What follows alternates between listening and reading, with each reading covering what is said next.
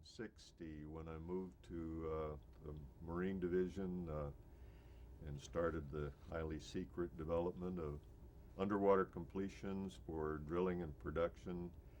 Uh, the whole effort was based on the idea that we didn't need and didn't want guidelines. We wanted a guidelineless system. We didn't want to have to use divers because we expected to go to water depths a great deal deeper than divers were able to go, at least at that time. And but we needed something like divers, so they had conceived. Bill Bates and Glenn Johnson had squirreled up some schemes and sold Ned Clark, who was the executive vice president of E&P in New York, on the idea of running a parallel development to the one that was going on at the lab in Houston. And I was the division engineer for that project starting in January of 1960. And what we did was based on some work that Hughes Aircraft had done. They were doing work in atomic energy plants with remotely operated arms, and they had developed some electrically operated arms. And so we contacted them, and they were willing to work with us under great wraps of secrecy. So we started working on two efforts for underwater vehicles. One was heavy and meant to operate with little railroad wheels around a circular track made around the wellhead, so we could land it on this track using propellers to swim it into position and television camera to see where we were going. Is this what you would call Mobot? That was called Mobot, which it was a Hughes aircraft name. They gave it for mobile robot. And we built that first system, and that first vehicle also had sonar that was capable of scanning sonar that we could see on a scope that would tell us where a wellhead was. We could see a wellhead from 1,000 feet away. So we could lower, whenever we got out to a wellhead, if we had to leave one, we could lower the Mobot, turn on the scanning sonar, pick up the wellhead, move the ship in that direction, pick it up on television, land the Mobot on the wellhead, and use it to operate all kinds of things. Most of it at the start was to lock down or unlock the wellheads, or to lock the blowout preventer onto the wellhead, or to unlock it, to override the rams on the blowout preventer, to operate lockdown screws to hold down the drilling blowout protection sleeve. Had a lot of functions, and we even developed ways that it could be used to attach a flow line to the wellhead. We carried it on. It hadn't been much used up until ROVs had been just begun to be used for drilling support. A couple people had used them in shallow water. In 1981, when Shell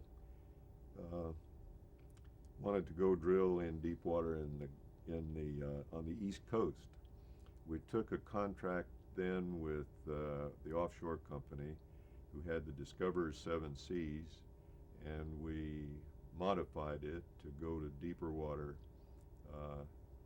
high currents, rough seas off the Atlantic coast. And in the course of it, they were using, up until that time, they had been using a submarine, a little two-man submarine, to find their wellheads if they lost them, and they were their only contact with the ocean floor and on the way down. And I thought that could be done much, much better with ROVs. And in the meantime, people had begun development of ROVs for the Navy.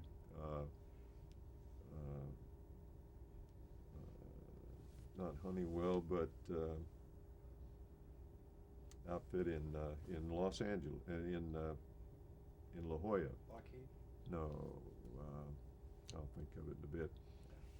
Little company in Sorrento Valley there developed the little flying eyeball ROV for the Navy, and we found hydro products, and I found out about that and decided Shell ought to be able to use something like that. Contacted what's now Oceaneering. I saw you talking to Mike Hughes. They were beginning to, well, actually, Mike bought Solus. Solus was the company with Dick Frisbee in it, whom you also ought to interview.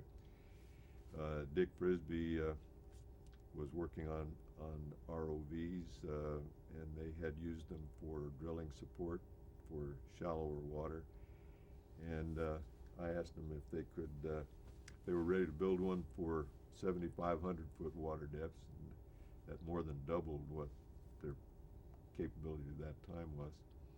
He said they could, and I worked with them on developing that system.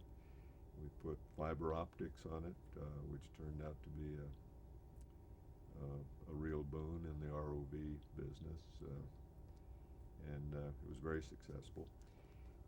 In fact, we built two of them just for redundancy, for reliability's sake, and had both of them aboard. We used one kind of to cannibalize to keep the other one outfitted properly, and we put that to work. We got rid of the submarine after a lot of haggling, or some people didn't want to see the submarine leave, and an ROV come into operation. There were some people who said ROVs had no place in the drilling business. There were some companies that said that for many years, but now they all are happy to use ROVs for their operation. The AMSOC committee of the National Science Foundation, American Miscellaneous Society, I think it was called, Willard Bascom was active in it. They had conceived the idea of using propellers to hold still, but This is with Mohole. that was with their it was the first ideas toward Mohole, and they wanted to see if they could do that, and eventually they did put 4 Murray and Tregurtha Harbor Masters on the Cuss 1, Global Marines Cuss 1, and they did prove that with manual controls you could hold a vessel still in very deep water. This was 11,000 feet of water. They had buoys out about 400 yards on all sides of the ship, and all they had to do was stay between the buoys. So it was kind of live boating it. They had people there driving the ship all the time to hold it still.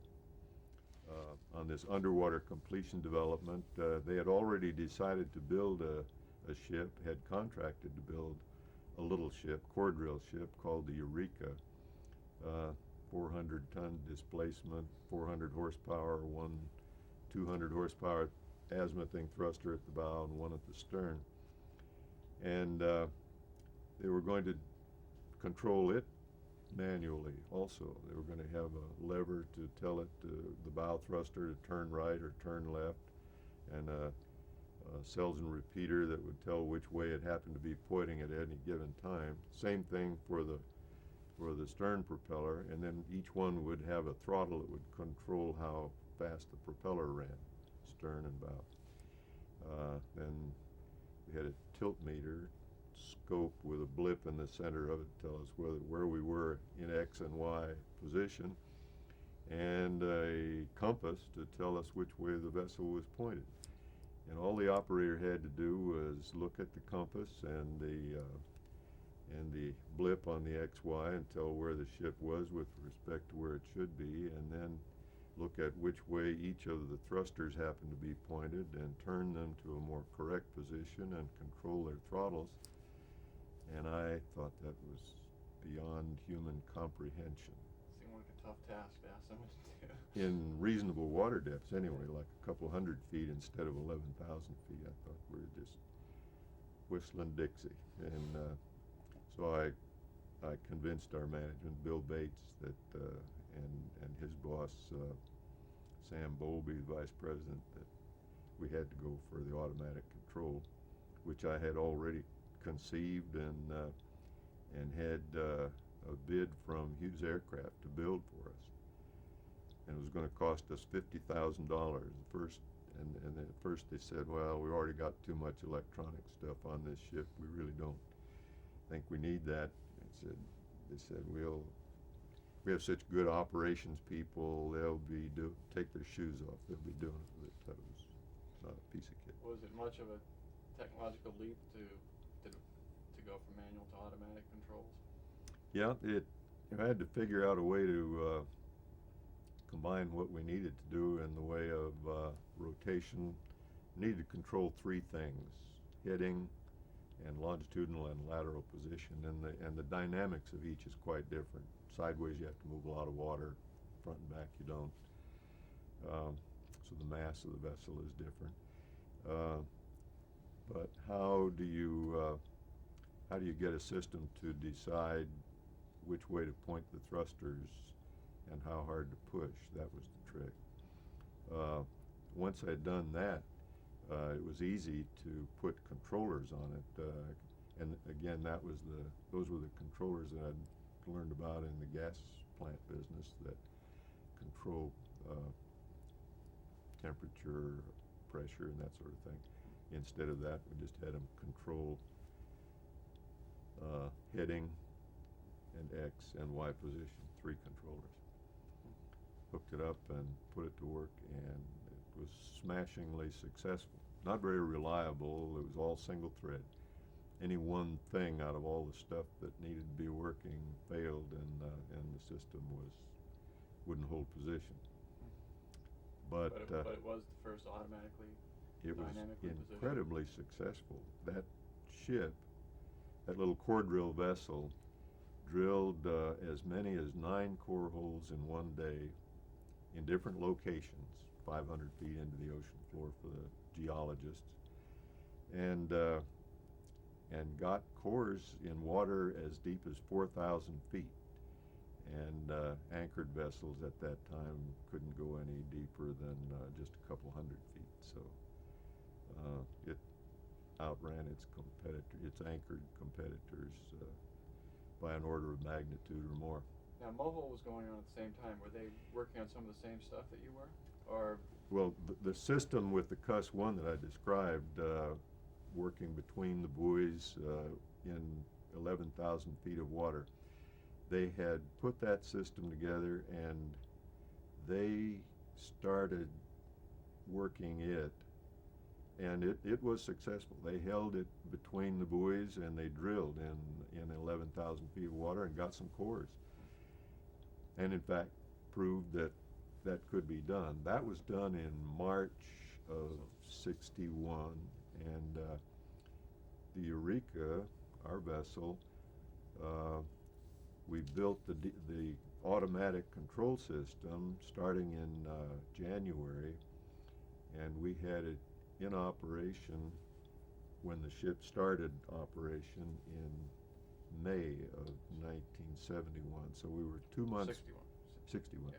We were 2 months behind the Mohole effort with Cuss 1, but we had started the automatic system, conceived it in 1960, had the bid on it in 1960, got the okay to go ahead with it in '60, and it started operation in automatic control in May of 1961, just 2 months after the